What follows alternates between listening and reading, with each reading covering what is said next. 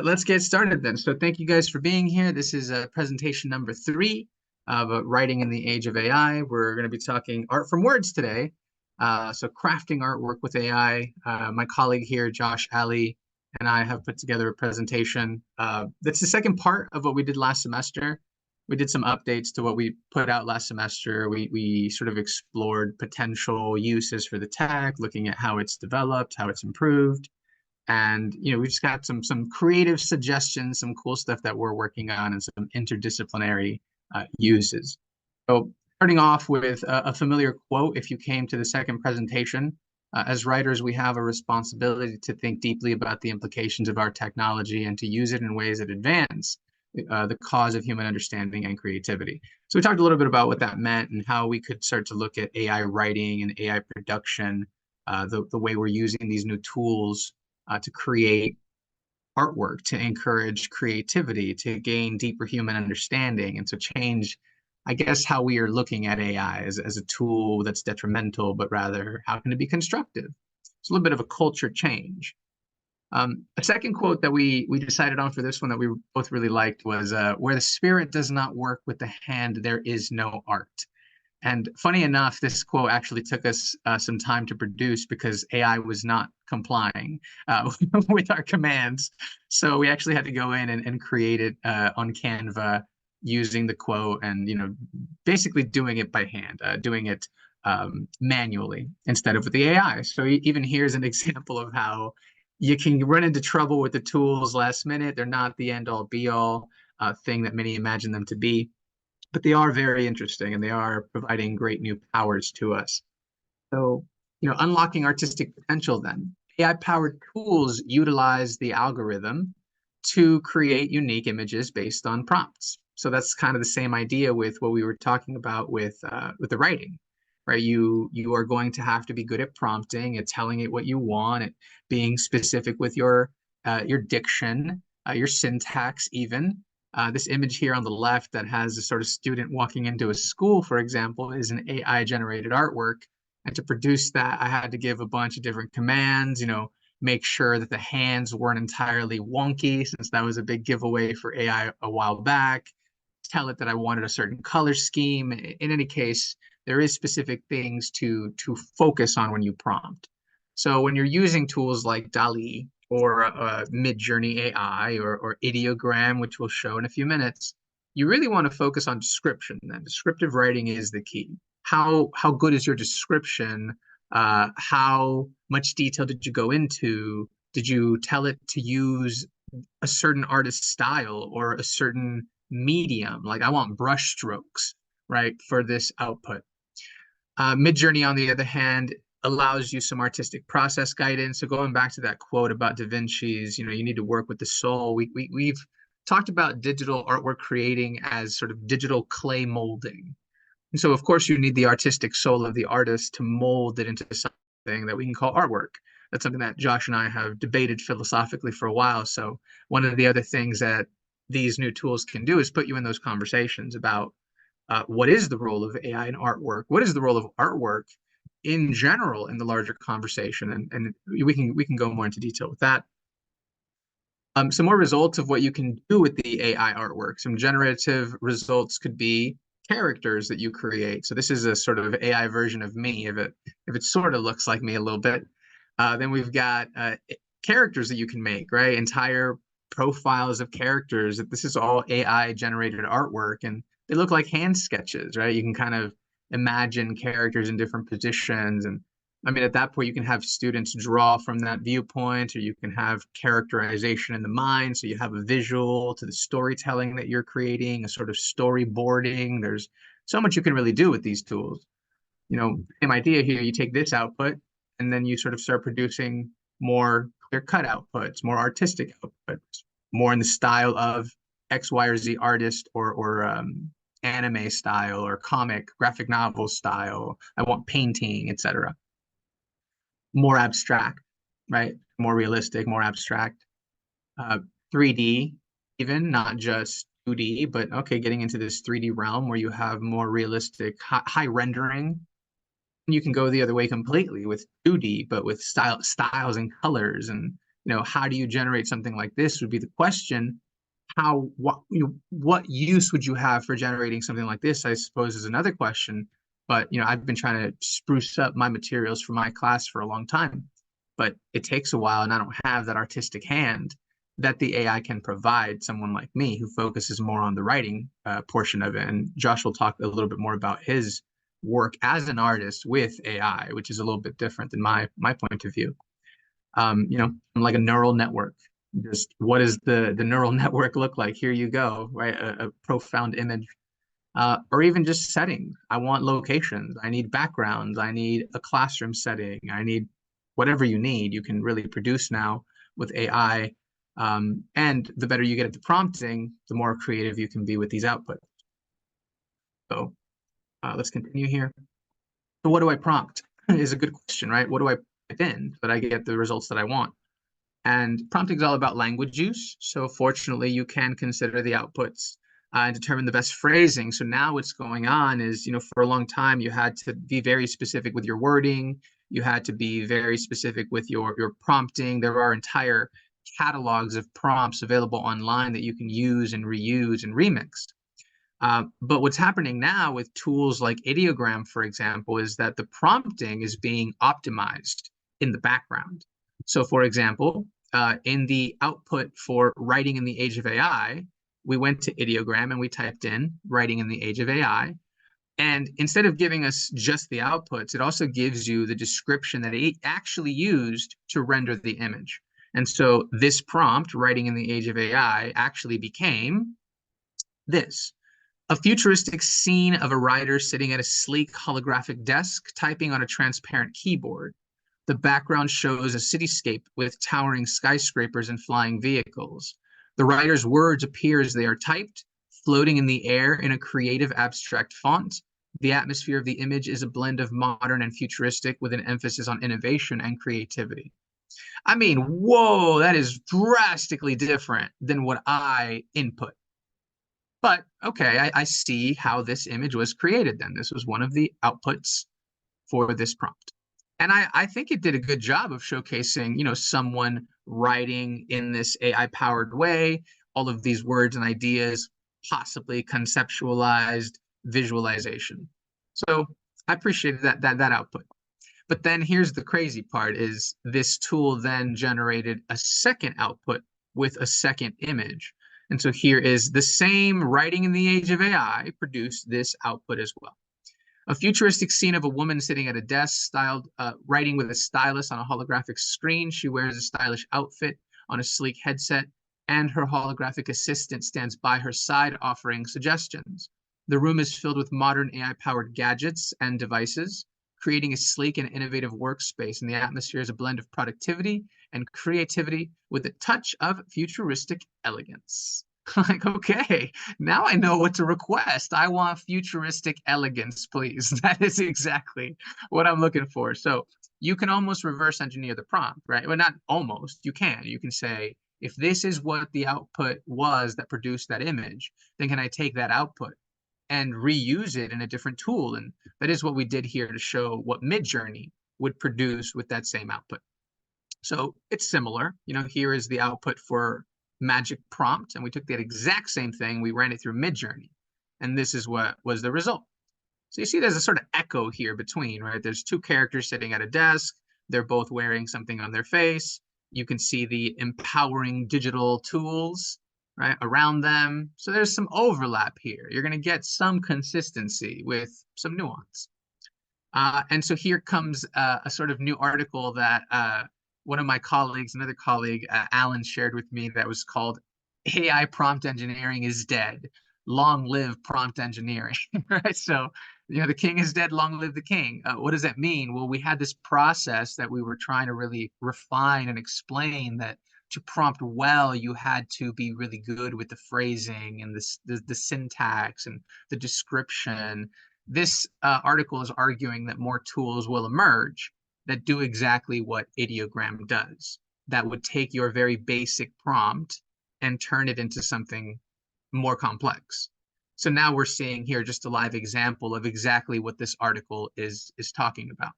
So you can imagine that in the near future, you're going to have students who are able to produce some amazing results using their AI, teachers who could do the same, administrators who could do the same. Like everyone has an occasion now to tap into this technology or use it in some way to adapt their lessons or their materials or just add some aesthetic.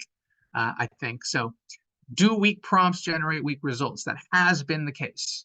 Uh, but maybe with these new tools in hand, that doesn't need to be the reality that we'll persist in. And at this point, let me toss it over to Josh, who will sort of walk you through some of his activities in the classroom, some of the ways he's used it. That's a little different than me, who focuses more on the writing portion and the language arts. Interesting overlap here between these, but yeah, take it, Josh. Okay. So I would start off by saying that right now, yes, weak prompts are going to create weak results. But very much that's one of the things that I think you're going to notice as you follow along is how wild it is, how quickly this is all evolving. In a little bit, I'll show you some images, the same sort of prompt, just from maybe like a year ago, and then maybe just from last semester, and then where it is now. And it's crazy to me how quickly these things have improved. So anyway, my experience with creating um, generative images using AI is a bit frustrating. And so we want to like inspire you all to go out and do this, because we definitely view it as very beneficial for our classrooms and getting student engagement up and everything like that. But I think you need to go into it knowing that it's not at the moment this super magic button that you just press and you immediately get the result you want. So in a little bit, we'll show you how we took some images and we tried to turn them into videos. And these images that we're scrolling through right now, this is just a small portion of the number of images that we generated trying to get to what we wanted. So for like that Frida Kahlo one, it was extremely frustrating because it could get close to like looking like Frida Kahlo, but not exactly like her and not exactly like her paintings. And so that was a little frustrating. In the one above that, this is an artist named Vijay Lebrun. We were trying to make a new painting, a self-portrait of hers, just a new one. And it never came out the way we wanted it. And I'll show you, we just scrapped it completely and went in a completely different direction. We just took one of her actual self-portraits and played with it. With Frida, we were finally able to get something that we felt was good enough. But you'll notice again the number of images and how you're just kind of going through prompt after prompt and then iteration after iteration to finally get what you really do want. And so you go into it thinking, I'm going to create just one image, and you end up with 500 that you then have to sift through to get the one that you really want. So for me personally, it's always been a little bit frustrating, in part probably because of prompting. So I have never relied just on the prompting. I fortunately have some pretty decent skills as far as Adobe Creative Suite goes. And so I usually will take the images that I have generated with AI and then go into Photoshop and start to create them. So for one of my assignments in class, I wanted the students to be able to recognize a painting from an artist named William Hogarth. And so I told, I think it was Midjourney, I create an image of create a painting that looks like a painting from William Hogarth of some drunk guy just like falling out of a window. And so one of the first things it gave me was this image. And then in the next image, I was like, okay, that's great, but give me more of a street scene. So it gave me this bunch of kind of crazy people just excited to see someone falling out. And so I generated a bunch of different images and then decided, well, this is really good. I like that background, but I don't like that guy. So I'm going to get rid of him. So I used Photoshop to get rid of him using some other AI generated images, and then decided to replace him with the group of people through the guy falling out of the building there. And if you just go on, there's still some remnants from other things that have to get erased. And the final image is where I settled on, which is obviously not perfect, but it met the needs that I had for the class. So um, the point that I just want to make with all of that is definitely, play with AI generative images, have fun with it, and use it to kind of advance your classes. Just be aware of its own limitations and be willing to put some more time into it. And it's fun. So going back to kind of the issues of prompts, I probably should have retried these to see what would have happened, but there's bad images that get generated.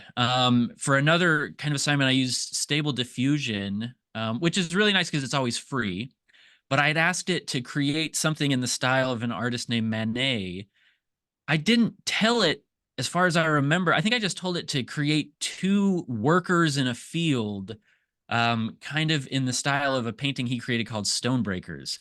And then it ended up with this one. And this is 100% not at all what I was going for. I don't know what I had written incorrectly there to get the bosom of this guy on the right exposed there. That was not at all what I was going for. It doesn't relate at all to the time period or the art from that period. But it was just kind of interesting. And so these are some of the examples of the bad. If we go to the next one, this was the really frustrating one for me. I asked it to recreate something in the style of Munch's The Scream. So if you're not familiar with that, go to the next slide. This is Munch's Scream. So now we'll go back to the previous one. And this is what it came up with. And the prompt was really just recreate Munch's Scream. And this is what it did. So, and that last image, the more you look at it, the weirder it gets. Just terrifying. But it's not at all in Munch's style. It doesn't, I mean, it's got two characters with their mouths wide open, but that's about the only sort of connection there. So those are just some of the bad examples that I've kind of come up with. Yeah, I've got some follow-up ones too, right? So this was me trying to play around with the can I create some superheroes, right? I have a unit in my class where we do heroes clashing, right? Ideological clashes. And anyway, I told it heroes. And so, of course, you see the Batman emblem appears on this character that's not quite Batman. And that character that's not quite Robin or whoever's fighting here. It's just the most general thing. And in fact, a lot of the background just blurs. You can't really see details. So some of these we probably will run again into these new developed AI tools. Like they've been improving drastically, but there's a second follow up, and you can sort of see what it's generalizing from, right? Like that's not quite Captain America or Wolverine, but it's a little bit of a composite of both, and it just pulls general ideas and it tries to create visuals that make sense, but at some point it just creates weird, stuff in the background that's very hard to determine what it is. Like this character is not even in full character. It's like a torso and then a line in the back. It's like, what is that? But then we also had these made, which we were trying to create an image of a teacher in a classroom. Now, the funny part is that none of this is real. Like all of this is AI. So that teacher's not real. Those students are not real. Those tables are not real. And the graphic up top, obviously not real. You could tell by the words that it's AI generated because that's a big tell sign for now, while new tools improve and give you the word. The same prompt generated this guy. So exactly the same prompt generated this other gentleman. And the idea was like a comics teacher. So like Josh was saying, this wasn't quite what I was looking for. And then the last image shows more of what I was looking for. It was more like this. Like I wanted an animated professor in front of a classroom sort of teaching some stuff. And so from the first one, the next one, okay, we're getting there. Like we're slowly getting there. It takes a lot of time, but here's another example of a completely fake person that starts to look very real. And never mind the quality of production at this point, where you're going to have video production fairly soon that's high quality. And we have an example of Sora AI in this presentation. So, you could tell here's a graphic where it got the character correct, but what is going on over here? No clue what exactly that is. It looks like limbs of individuals, just so we'd have to maybe adapt the background, or now you have a feature on Midjourney where you could highlight, hover over this part, and everything else would be consistent, but it would redo just this part. So you're getting tools that are allowing for you to develop some stuff. But like Josh was saying, you stare at these long enough and you go, what is going on in these images? So let's maybe move on to the good now, because that was some of the bad. And even with the bad, I just want to point out it's great, because what happens is you learn from it. You learn. You're not usually going to just put the same prompt in over and over and over, hoping that it finally figures out what you want. You have to tweak your prompt to get it to kind of match what you want. What's really great with so many of these tools now is what Rodrigo was pointing out, that you can, in Midjourney specifically, you can have it adjust just a smaller portion that wasn't exactly what you wanted. Anyway, so those are some of the bad ones, but we want to emphasize obviously the good and what can come out of this. And I've been using AI a lot more in my classes recently because of the nature of my exams and things. So I teach art history, and I probably should have mentioned that at the beginning. And so what I will do, because I like to have my exams online, is provide students with images that have been like AI generated, and then ask them to make connections with those to the things we've been studying in class. And I don't want them to just immediately be able to reverse Google search an image. And so this has helped me kind of work that out a little bit. So the examples here, the ones that are on the screen right now, these are the AI generated ones. The two previous ones were images that I used to use on my exam. These are actual ancient Egyptian works of art. And the idea is, with the AI generated ones, they're not perfect. The one on the left, like Droopy Eyes McGee here, he is not at all what he needs to be, but it's close enough where my students, when I show them that, they're like, oh, I know that one. It's the Middle Kingdom. I can tell that because he does look so sleepy. It's kind of the idea.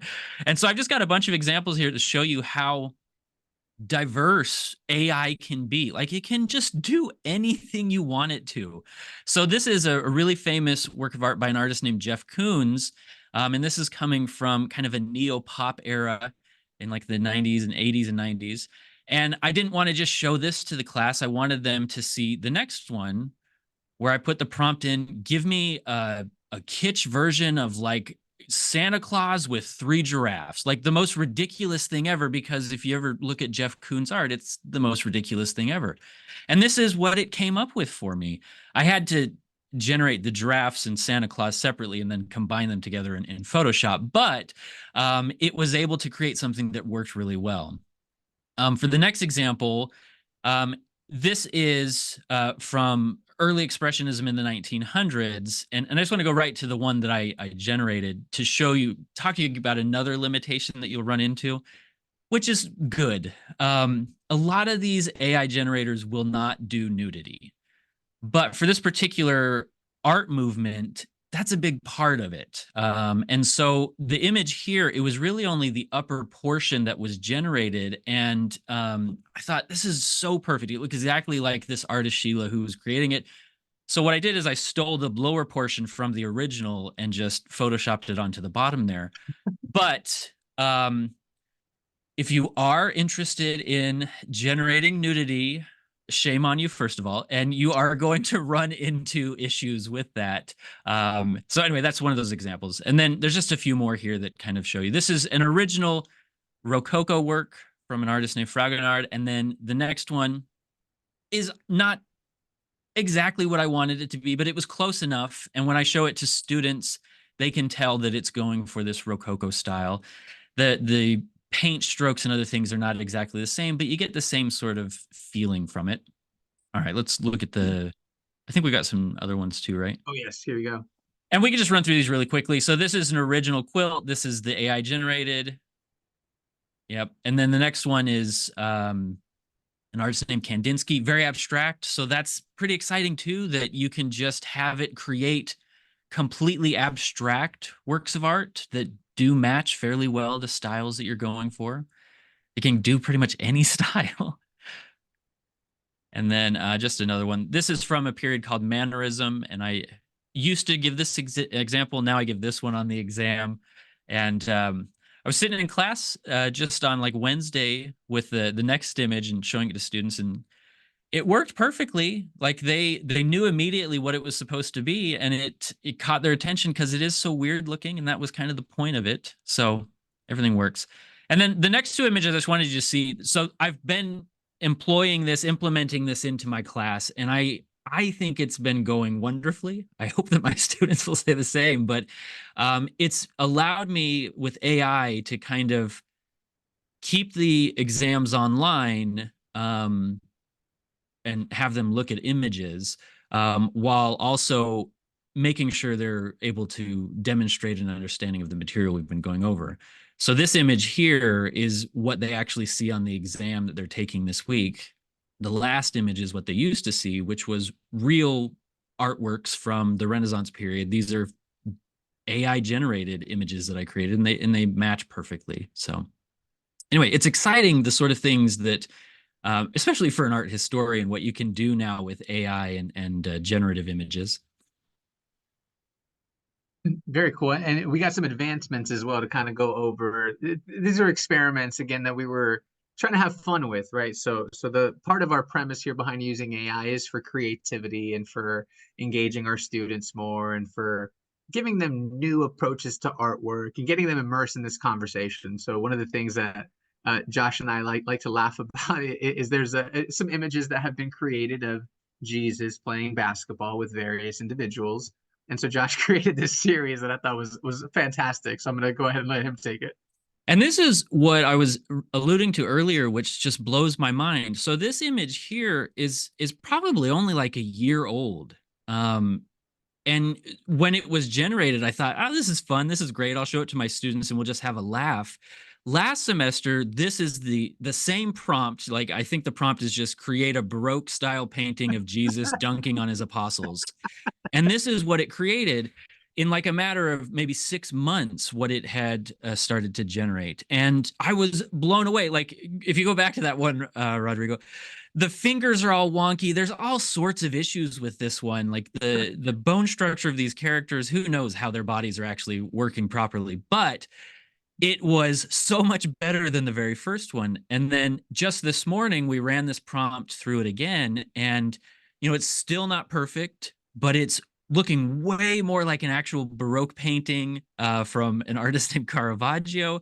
There are still maybe some arms that are there that shouldn't be, and the basketball is a giant basketball, but it is so much more believable as as an actual painting there.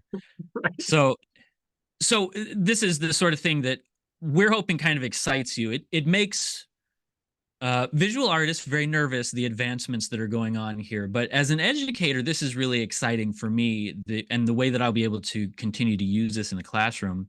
The next couple of examples are some more advancements that have happened. Like the AI generators, they've always been able to do maps, but you can't really see the close-up here. They couldn't do the words on the countries. It's just kind of a made-up alphabet that looks like it could be a real alphabet, but it's not. And so this morning, I told it to create a new map and asked it to put in the names of all the countries.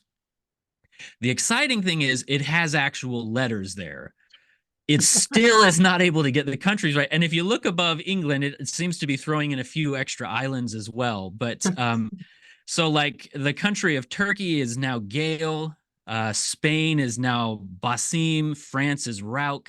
So it's clearly got some work to go, but I guarantee you if we do the same presentation in like 6 months, I could show you the same image and be like, look, it's now got the countries' names right. And it's eliminated those two random islands up there in the middle of nowhere. So Yeah, and we have other limitations as well. So right here we're trying to go into some of the linguistic, cultural limitations even that happen when you generate results using specific keywords, right? So one of the novels that I use in my classroom is called Day Tripper, and it's a Brazilian novel. So the characters all have Latin American names. The main character's name is Brás, Bras, Brás de Oliva Domingos. And so in trying to generate the character Brass from Day Tripper, one of the first outputs was actually this, which was a bra in a sort of comic style. And it was like, no, no, no, no, I want the character of Brass. And so this was actually today's output. Same prompt. Now it's not a bra. Now it's characters that sort of look like they are in the style of the graphic novel Day Tripper, which again sort of looks like this. And then there was also a more realistic image made this morning that, okay, these two characters would somehow be, and this is the live action movie version, right? This is what it's done. It's taken this graphic novel and drafted characters to play Brass and Benedito, and it's got the name up there. So like Josh was saying, the lettering is great. Like now it's starting to be able to do letters. Those are completely made up characters. I don't know why he's holding a guitar. This book has nothing to do with guitars or music, but that's just what it came up with. So here we lean into some of the biases and some of the output, issues with what it renders. But you can see that it's at least improved from this original output.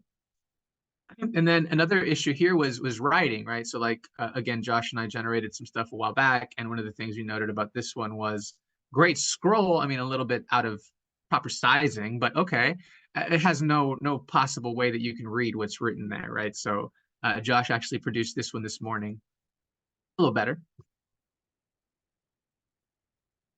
right? So and then we've got another example here of For that last one, just as far as like prompting goes, I had to specifically tell it I want these 3 words to be visible, and then the rest of the text could just be gibberish or nonsensical. And it's pretty exciting that it will be able to throw in those words now, because again, if even like a month ago, if you had tried this, it would have struggled immensely to get actual words in there for you. Absolutely. And here's an example. Like here's, doesn't say anything in the background. He's actually got like a little extra leg shadow there, but no words. And it's great design. I mean, I could use this as a background for something if I were to blur out the letters. I guess at that point we go back to having to still edit, even though you're making some artworks. But this is where we were, and sort of it's improving. So great to evolve with it, I guess. Now, as far as some challenges in education, we'll point to what we were just talking about. So AI may unintentionally reduce the human prejudices that inform its learning data. So it is being fed off data sets. Do a portrait of an art historian leads to interesting results. Give me an Assyrian relief. Sometimes, to Josh's point, generates Egyptian artwork. It's not quite the same. Technological inequity becomes a focus point as well, right? So large numbers of students that won't have access to these new technologies. What happens if you don't learn this stuff is becoming a more and more prominent question as it becomes more dominant just across the board, both in the expectation that people will know about it, know how to use it, etc. And then there are also, of course, ethical questions. Like AI raises complex questions about automated decision making, accountability, plagiarism, deep fakes, research issues, again, with biased outputs. There's a lot to consider. And as a case in point, we linked an article here that was recent from the Gemini AI's sort of art production. It's a little overview from NPR about how this AI in particular seems to be overcorrecting historical inaccuracies. And so erasing all white people from the conversation. So if you ask for show me a founding father, like it'll give you a very mixed bag of results, but no white people.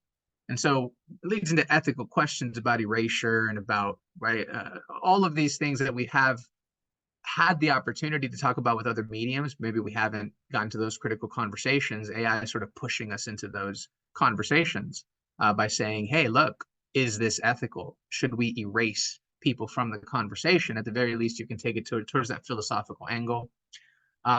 Now, there are also benefits. Those are the negatives. I'll let Josh take the pros. So I am very interested in AI, and I can attest, I think, to the benefits of it, because I've been using it now in my classroom for at least since last semester. And the main thing that I have found is what is listed there for number 1, which is that it will help you level things up. we live in an age now where students just want things that are flashy and that just grab their attention. And AI allows any of us who don't have that kind of artistic background to create images or anything like that to now be able to do that very quickly, very easily, and to tailor it more specifically to our own needs. Like I'm sure all of you that are in the classroom, you in the past have looked for images like on Google Images to throw into your classroom to make things more interesting. And I that's what I've always done too. But now you can again tailor things more specifically to what you want. Um, and so the leveling up is the main thing that I think is the advantage there. And that's for mainly me as an educator. I think that number 2 and 3 speak a little bit more towards the benefits for students as far as education goes. So digital empowerment, Rodrigo and I have conversations about this all the time where we'll mention in the classroom AI to our students, and every now and then they'll say something like, "What is AI?" Like, I mean, even now at this point, some still haven't heard of AI. And I tell my students constantly, if you're not already looking into this, um, into AI, you're getting left behind. You are going to be left behind. It is going to be such a big part of everybody's just careers and day-to-day lives. So while there are those ethical issues, and we, have big concerns, obviously, with students actually doing their own work and everything, I think it is important that students learn these things with us and how to use them in an ethical manner and all of that. So digital empowerment, critical thinking. In my own classes, for example, my big plan for them is to have them use AI to create images and then bring them to class, and we can discuss who created the best Baroque work of art, who created the best pop work of art using AI, what characteristics do they have that kind of lead in that direction. And then just kind of in terms of all of those things, then, like is on the screen here, AI is hopefully going to help make learning fun again. Um, just because of the opportunities that come and how much it is advancing over and over again. Um, the thing we've been focusing on is mainly just kind of still images, but my big hope for the future is to have VR headsets in my classroom and be able to use AI to create kind of virtual galleries of students' work where they're immersed in that and wandering around and participating with each other in just a more interesting setting than just them sitting in their desks looking at me at the front of the classroom. And Rodrigo, is way more into the kind of playful learning and the gamification of things than I am.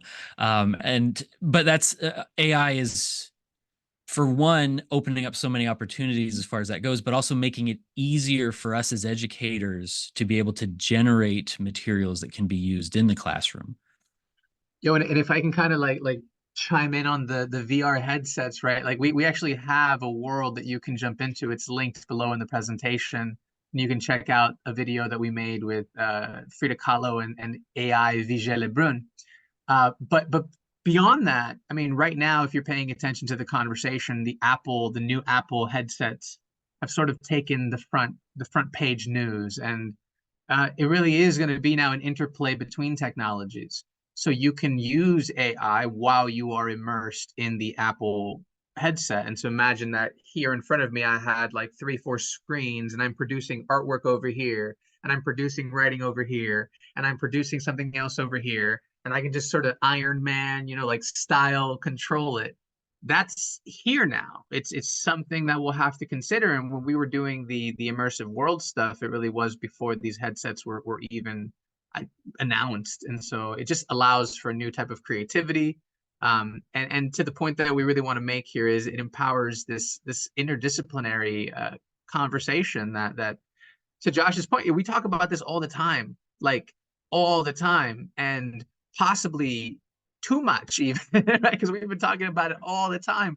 But now we're thinking about ways that, look, we have to adapt the student experience and engage them with these tools and have them use the headsets and have them use AI and have them discern how they'll work together to improve their learning in some capacity. So definitely level up, gamify education for sure.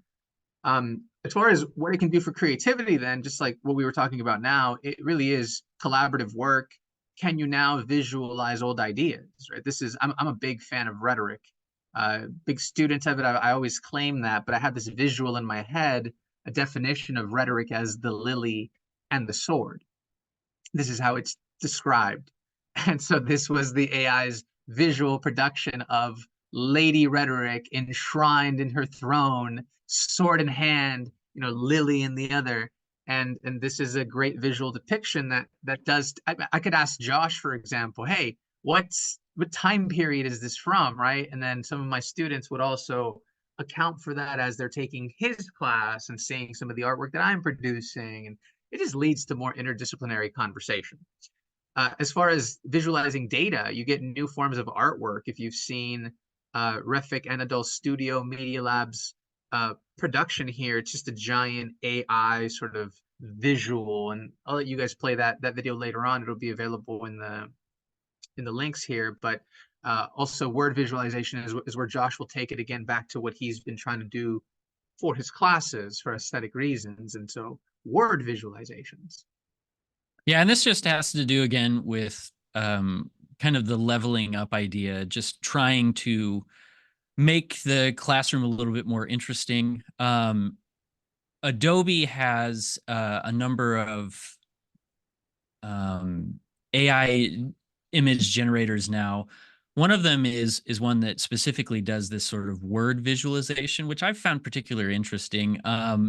Again, with art history, what I've been able to do is so like for the first example, this is I told it, give me the words art history, but create them in kind of a stained glass Gothic style.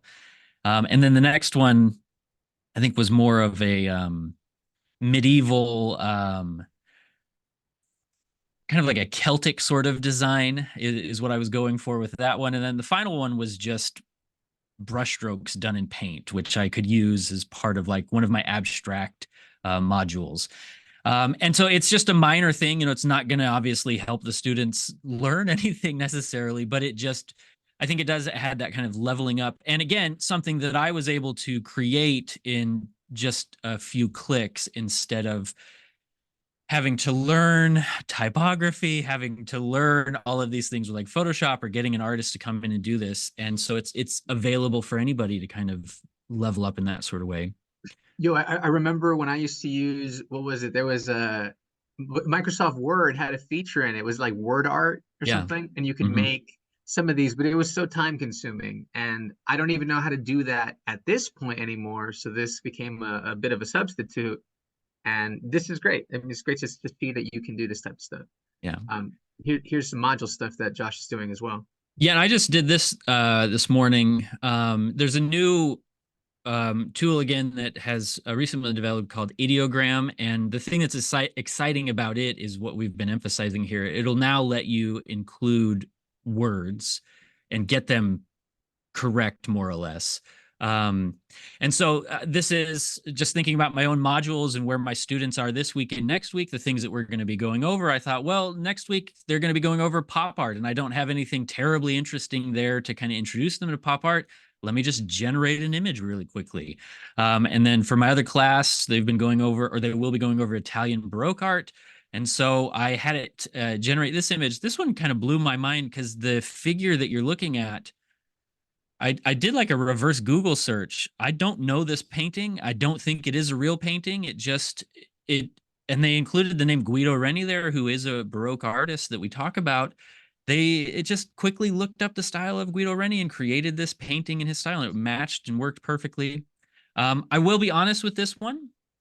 It didn't come out exactly the way you're seeing it. It said week 6 moduli, and then there was something else that it had there that I had to erase. So I did open it up in Photoshop to erase it, but it was just a really quick, easy fix. And saved me a lot of time instead of having to go into Photoshop and mask out to painting's figure, paste it in, make a new layer, add in some text and another layer and a background and all of these things. Again, in just a matter of a few clicks, it was able to generate something that would be very useful and just look appealing in the classroom. Absolutely.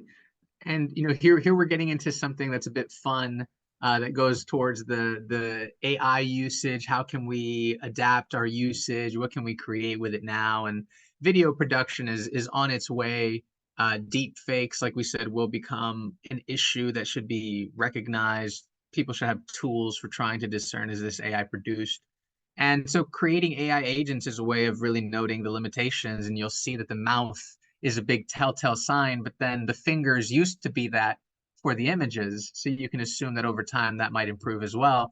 But here was an Aristotle that I made when I first realized that you could make characters. And I was like, wait a minute, I teach rhetoric all the time. I could just create an Aristotle and have him deliver some of the content. And so yeah, absolutely, produced the content, created this avatar, and then had him speak. And then I did the same thing with Rene Descartes. I really needed him to soliloquize his cogito ergo sum. So I just put his speech in this AI avatar's mouth, and it produced the audio. You can sort of control the tempo of the audio. And so the next examples are actually the ones that we produced.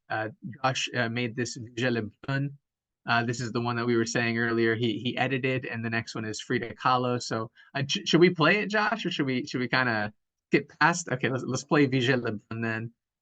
This is all Josh's Photoshop work right here. He was able to take off her stuff on her head and make it work. They're like 30 seconds, and I wanted to introduce them really quickly. They're so I love this idea. I think it's one of the more exciting things for me is the ability, because I teach art history, to have the paintings that my students will be learning about come to life, and the painting just like even telling the students about it. So that was the idea here, is we wanted Vigée Lebrun, who's this famous portraitist from the 1700s, to kind of introduce herself. And then right after that is Frida Kahlo, who introduced herself.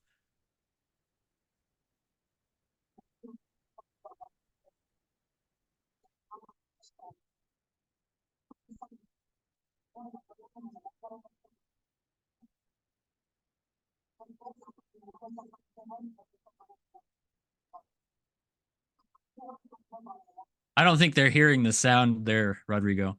Oh, are they not? Okay. I thought No, they. so I'll just describe it to you. Yeah, yeah, So yeah. I wish you could hear it, because I think it's really great, because the program that I used, or the website that I used, is actually able to give you a number of different voices. Um, so Vigée Lebrun she was from France, and so I was able to find a French woman's voice so that it would make it a little bit more believable. For Frida Kahlo, I was able to find the voice of someone who would have more of kind of a Mexican accent.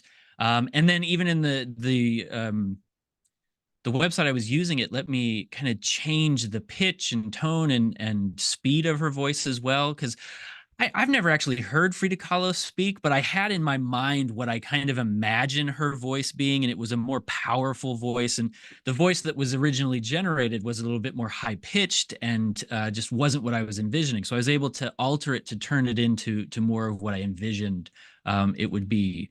And so for me, again, this is a really exciting opportunity with AI to be able to have, just again, visual elements that come to life, that are more engaging for the students, instead of just reading through maybe some text or something, but actually having these things come to life and start talking to them. Yeah, no, absolutely. And the videos will be there for you guys to watch later on if you want. We'll share the link to the presentation. So please go through, check them out. They're really fun to consider. I didn't include the videos of AI Aristotle or AI Descartes because we really wanted to emphasize Vigée Lebrun and Frida sort of engaging in this conversation, which to Josh's point is the exciting part for me as well. Like I can just bring these voices into the room, like that it brings the content to life in some ways, right? Like having Plato actually read the allegory of the cave as opposed, or speak it as opposed to them reading it, right? But things that you can do now with AI. And the real agents, this is, I know Josh's crowning glory here. No, this is AI Josh. you're you're all lucky that we are not going to play this because it doesn't work properly. In our last presentation, we played this and we almost had to end the presentation because it was so terrifying. But the other thing that Rodrigo and I have found really exciting is the opportunity to potentially turn yourself into an avatar. And I have some other examples that I meant to include in here. So this particular video, you could probably hit play, Rodrigo, and they can just see how terrifying this is without the sound. It doesn't have my voice, but it is just creepy.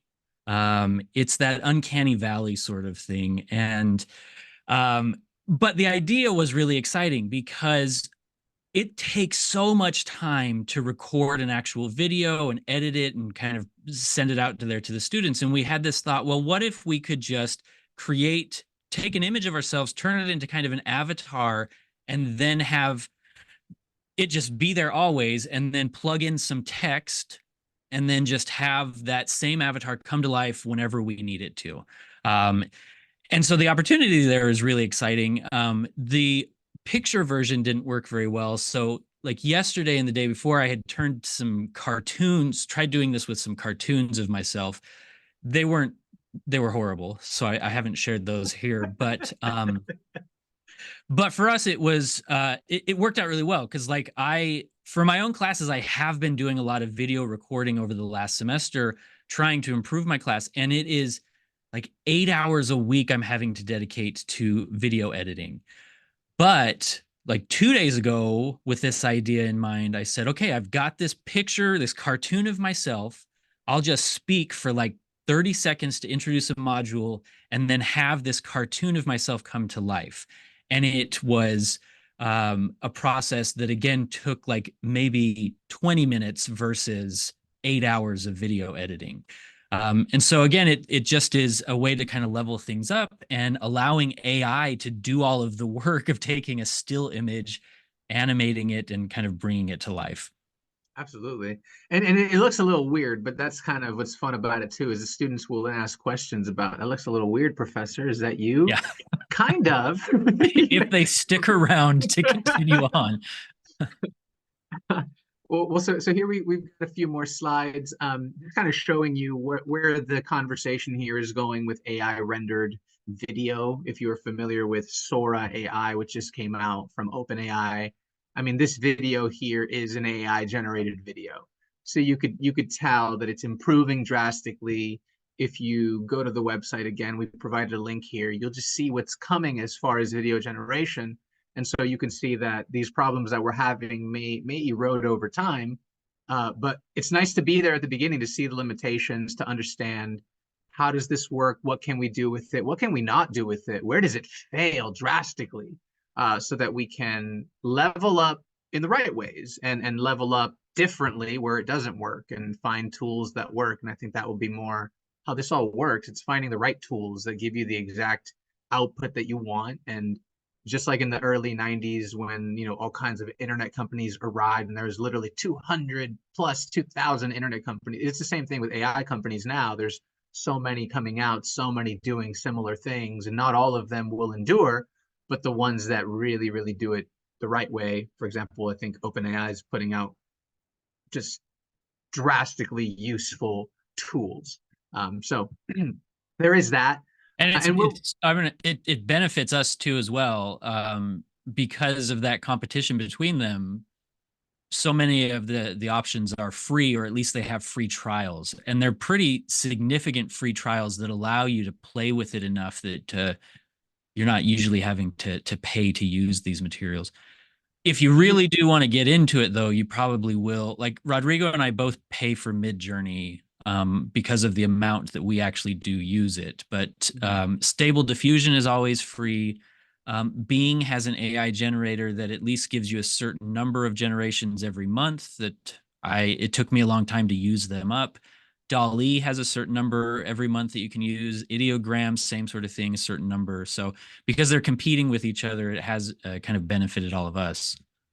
Absolutely. And I think what's cool is sharing those tools that worked out really well for you or for me. And doing PD exactly like we're talking about now. That's the only way that we stay on top of the conversation. So as far as what the outcome could be, this is something that we've always talked about, and it's not as connected to AI, but AI definitely uh, just facilitates this much faster. It's interdisciplinary collaboration. So for a long time, Josh and I did talk about, hey, how can we combine our classes or do some cool interdisciplinary stuff that we're both sort of working on, and this is one of the ways, surely, creating the artwork, sort of linking it to the philosophical ideas, having students engage, having deeper conversations about the technology. Uh, Even this presentation here was born out of that whole, hey, listen, I can talk a little bit of AI art production, but I would rather have your voice here as an art historian, someone who's always actively looking at artwork, evaluating it, critiquing it, showing students how to do that form of analysis. I mean, that's so this has been cool. And so you want to identify opportunities where you can work together, you can challenge each other, you can see these challenges and find solutions. Maybe it's data analysis, pattern recognition, predictive modeling, automating complex tasks, like what Josh said a minute ago with, hey, you know what? If I could use AI to streamline this process, maybe my colleague could too. But hey, Josh is way better at Photoshop than me. So does this lead for us to collaborate more? I think it would, right? Because he can help me do certain things that I could not do before, vice versa, and now we're just both leveling up together, which I think is a desirable outcome. So forming collaborative teams, right? I think we are a good team here, and we would need more people from each discipline to really join us and turn this into a powerhouse team of interdisciplinary users. Um, Develop a project plan. So much like this presentation, what do we want to showcase?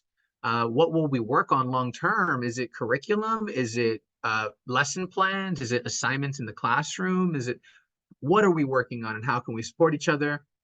Obviously, pilot projects, something small. Like I think one of the things that I really want to do this coming semester is have some of the art that is generated by AI described by my students who do the writing, and vice versa, right? Have my students generate prompts of writing that then generate art results, and have maybe Josh's students analyze those and say, can you determine the time period and style? And but having classrooms collaborate in discussion is a little bit new. It's newer. We've not had too much incentive to do that before.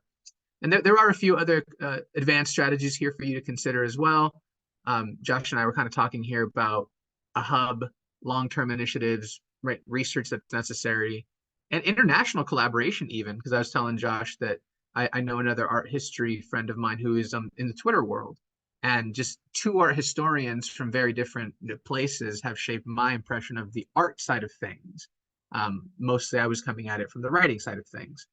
So I think, yeah, these are the tools that we used to kind of close out the presentation here. We used Midjourney AI to make these artworks. Dall-E and Being was used for some of the ones that you saw that say Stable Diffusion um, and Stable Diffusion. This is the same tool, but anyway. And then we have Ideogram, which we also link. And here we have a link to our metaverse world. So like I said, if you want to click on this and you can jump in there, if you see my little avatar there, you can make your own avatar if you use this link below. Josh and I both have avatars, so you might see us running around in there.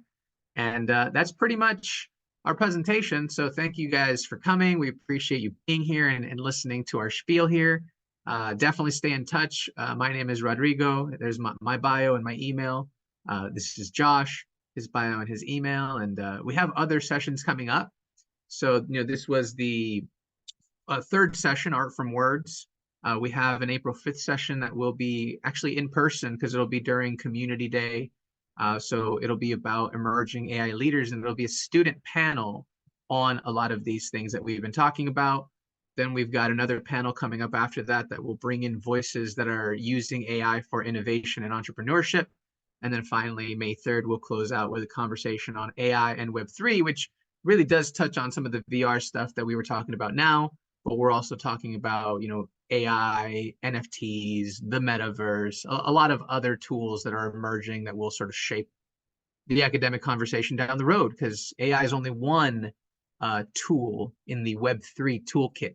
So it was the one that came out the gate just really with big punches, but other tools are being developed. The immersive headsets from Apple are a case in point. Those things are going to be widely used in a number of ways. AR technology, XR technology, right? How do you gamify your actual geolocation? I mean, a lot of cool stuff is coming. So hope you'll join us as we explore that. And finally, here, if you have any writing that you're doing, you want to publish, whether you are, it doesn't matter if it's an English thing. The magazine that we're publishing for is going to be called Inside English, one of the publications that we're doing this year. But it can be about anything interdisciplinary. So even, the work that I'm doing here with Josh will be featured in some way in that magazine. So if you yourself are doing interdisciplinary work or you're considering it, you're having your students write, you're engaged in some way in this conversation, good opportunity to have student writing published, to have your own writing published on this important conversation. So again, thank you guys for being here. And that is